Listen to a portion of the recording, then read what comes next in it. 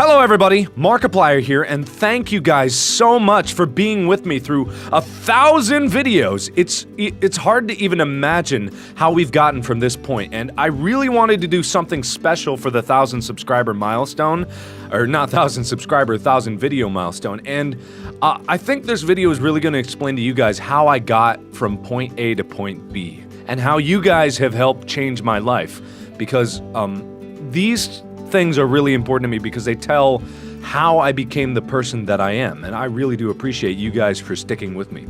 So here we go!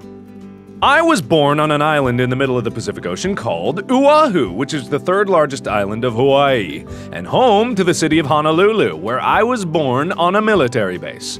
My dad was a career Army man. He had been in the Army 23 years before he retired, and apparently, while he was stationed in Korea, he met my mom.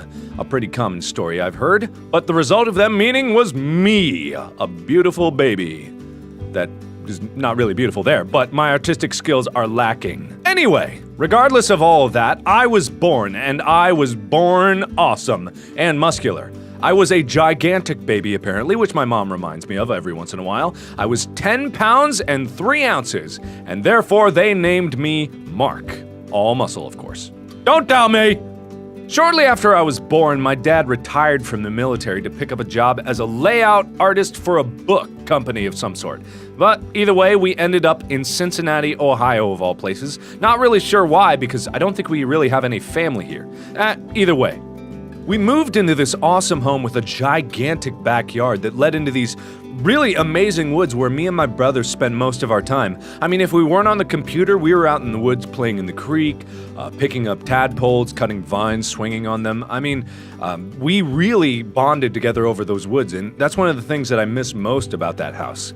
But when we weren't in the woods, we were playing on this magical device called the computer that my dad introduced us to at a very early age. I mean, seriously, this thing blew my mind at the time because I could not imagine ever living without it. I mean, he told me stories about how computers were ancient and filled up entire rooms, but I was just flabbergasted that it could do what it did. I didn't even know about the internet back then. There were a few games on the computer, but the real experience that I got from gaming came from the Super Nintendo system that my brother got for Christmas. I mean, this thing was the reason that me and my brother are so close today, because we played so many games together with it. That's my brother over on the left. His name is Tom, and that's me on the right. As you can tell, I am still more awesome, but he's a pretty cool guy, and I don't think I'd be who I am today without him. Sadly, it wasn't all happy times back then. My dad and my mom fought a lot, and by fought a lot, I mean my mom fought a lot, and my dad had to reciprocate. She wasn't happy where she was, and, well, we didn't understand why, but me and my brother just tried to distract ourselves with video games. You know, try to ignore it what we can. But eventually, that stopped working. It was pretty inevitable, but the divorce finally came. I mean, we were pretty sad, but we were more sad to see our dad just kind of cave in. I mean, we were out of money, half of the income was gone, so we had to lose the house. We couldn't buy as many games as we had before, so we lost out on a lot of gaming, but at least we got to keep the computer, and that's what really sparked my love of computers and technology. I should also mention that I was a pretty dumb kid. Me and my brother had a contest where we would try to jump as high as we could off the stairs and see who could land on a cushion at the bottom. I was gonna win, but I ended up cracking my skull open on the bottom step. This will make more sense later, but as I mentioned before, I was a dumb kid. When we moved out of the house, I could no longer go to the private school that we were going to, which was perfectly fine with me because I didn't really care, but it's all that I knew. I didn't even understand what lockers were all about when I went to the new school. I mean, just everything was perfectly foreign to me, and I didn't have an escape, I didn't go to the woods anymore, and I lost pretty much all of my friends and had to start all over. It was a pretty dark time for me because I had no idea what I was doing. But anyway, I made some friends, but I accidentally did something else stupid, and I was having a how far at the monkey bars can you jump contest, and I was gonna win, but I ended up falling on the ground and breaking my arm, like, really badly. Both bones and stuff, they were popping out everywhere.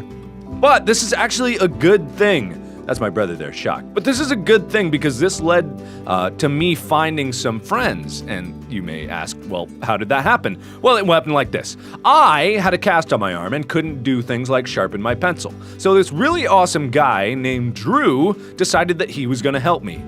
And Drew is a tall redhead, but he was a cool guy anyway. He also got me more into band, which is where I made a bunch more friends, and where I blew his face off with my awesome trumpeting skills. Ha-ha!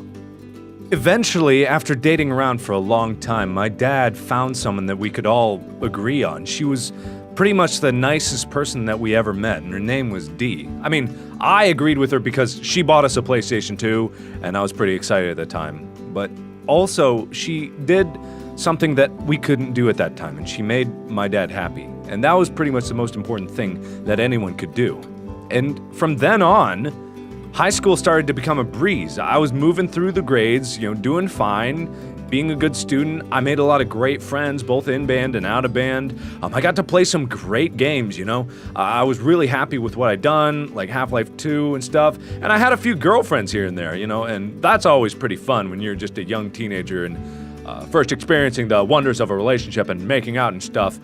That was pretty cool, and all in all, things were looking up from that period where we didn't really have anything and didn't have games again, and we're kind of unhappy drifting through life, so things were looking up all the way to going to college, and I was really excited to finally be able to go out on my own. But then, my father brought me some bad news.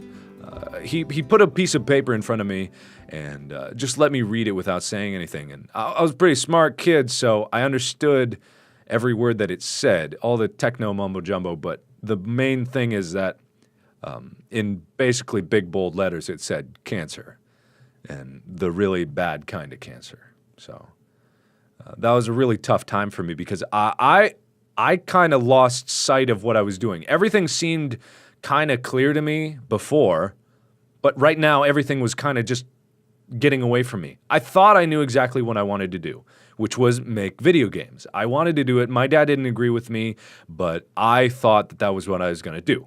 However, I started to realize that games might not work, so I kind of put that off the table and focused on going to engineering. I was originally in civil engineering, but moved into biomedical engineering because they had a medical school program. But that didn't work out either. I didn't want to do that, so I flip-flopped back to engineering again, and then I thought, hey, if I'm going to do what I want to do, I got to do games, and I really couldn't decide what I was going to do with my life. I was kind of at a crossroads and just frustrated. Then, 1 year later, we were all home for summer, and my dad was getting pretty bad with cancer, and he wasn't himself anymore. But one morning, we were all woken up by my stepmom, Dee, screaming, and we went downstairs to see that my dad was dying. And the last words that he said to me were, "I love you so much." And I held my dad's hand as he died.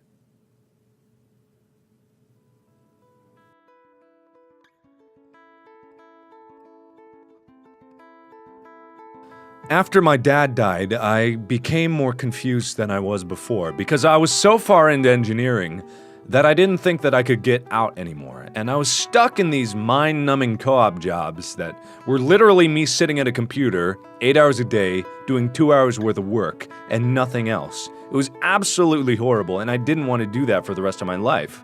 And I didn't have time for games, I didn't have an escape, I had no idea what I was gonna do. So I kind of drifted for a few years.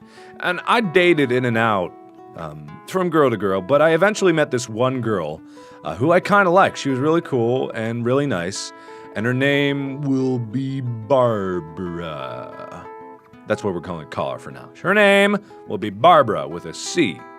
But anyway, I finally brought her to my mom, who I was living with, because after my dad died, I didn't have my own place, and she did not approve, which made me mad, and she was kind of confused. I was very upset because my mom got so mad that she eventually kicked me out, and there's more to it than that, but that's basically the long and the short of it. So I got mad, and she got mad, and then I went off and get my own apartment because I had a job at the time, that crummy co-op job, but it was still a job. Unfortunately, after I got my new place, my boss told me 3 days before I was supposed to come in for the new quarter that I didn't need to show up, which made me more mad. But I didn't yell at my boss, professionalism and all that.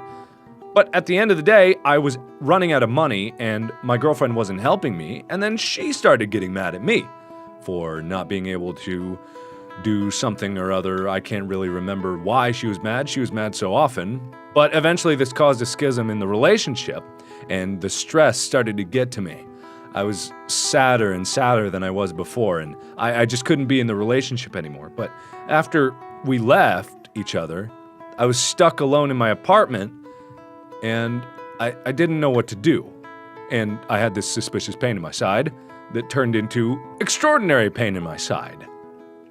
And this extraordinary pain plagued me for a bit until one day I woke up in so much pain that I had to go to the hospital. So I went to the hospital where they told me that my appendix was about the size of a beach ball and needed to come out immediately. They also told me that I had a tumor the size of a fist in my adrenal gland and that needed to come out too, but at a later date. So this was pretty shocking news, and on top of everything that had happened already, I was pretty much stressed enough as it is. But I managed to truck through it somehow, thankfully for reconciling with my mom, and my stepmom was still there for me. The surgeries went well, and I ended up recovering in the hospital for about 2 weeks, and had a lot of time to think about what I'd done. And the more thinking I did, the more frustrated I became. It seemed like everything in my life was completely out of my control, and I had no choice in the matter. So finally, I decided that enough was enough, and I was going to do what I wanted. But I was still stuck in the hospital, so I got angrier every day. Grr! So when I finally did get out of the hospital, I decided that I was going to do my own thing. And what I decided I was going to do was going to be sketch comedy videos. So I ended up using my tax refund that I had to buy a camera. I ended up doing very little with this camera immediately. So I decided to focus on a few more things before I got started. I got better with my grades in engineering. I decided to dedicate myself to playing games that I wanted to play. And then eventually I decided that I was going to make my own identity on the internet. And more specifically, on YouTube, where I was able to start a channel that finally made me happy. I didn't even care that I didn't have that many subscribers in the beginning, because even the few people that did watch me, I was more than happy to do everything it took to entertain them. But as I kept playing, things started exploding. Like, the subscriber count went crazy, and now I have more subscribers than I know what to do with. And I'm just happy that anyone watches my videos. And that's what really changed my life, and it's happened very recently. Like, before, I was totally out of control of everything, and now, I'm finally able to do what I love. So thank you guys, sincerely. I owe everything in my life right now to the support that you have given me. I was lost before. I had no purpose before. But now we're able to change the world, do good, raise money for charity, do just everything we want to do to help improve the world. And I am so grateful that you guys decided that I was worthy enough to subscribe to. So sincerely, thank you guys so much. I owe you everything that I have now. And I wouldn't have it any other way. You guys are the best fans in the world. So thank you again so much. And as always, I will see you in the next video. Bye-bye!